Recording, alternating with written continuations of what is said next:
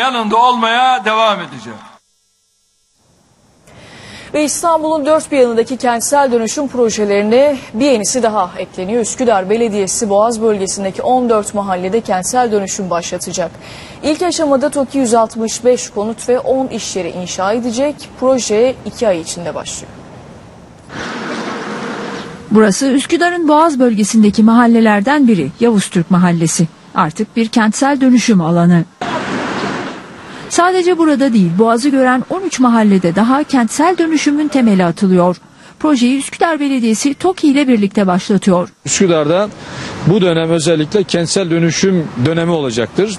Bu çarpık yapılaşmaya, bu ruhsatsız, imkansız binalara, depreme dayanıksız yapılara son vereceğiz artık.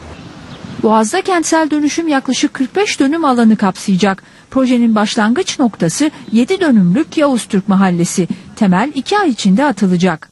TOKİ bize burada 165 konut artı 10 iş yeri olmak üzere 170'in üzerinde bağımsız bölüm inşallah inşa edecek ve yakında başlıyoruz. Konutlarla ilgili aldığımız imar haklarının aynısının vatandaşlarımız için de geçerli olduğunu zaten ifade ettik. Yaklaşık 1,5 emsale yakın bir imar hakları elde ediliyor buralarda. Üsküdar Belediye Başkanı Hilmi Türkmen projeyle Üsküdar evleri geleneğini yaşatmayı amaçladıklarını da söyledi. Kurmuş olduğumuz estetik kurulumuz ile bu binaların özellikle cephe estetiği noktasında insanlarımıza örnek model olarak göstereceğiz bu binaları.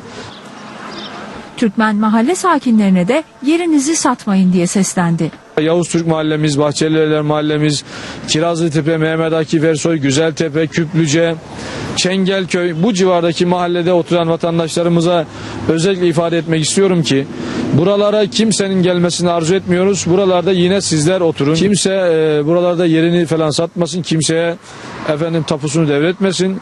Buralar her geçen gün daha değerlenecek. Varsa imkanları yer alsınlar, sakın arsa satmasınlar diyorum. İstanbul bir afetle karşı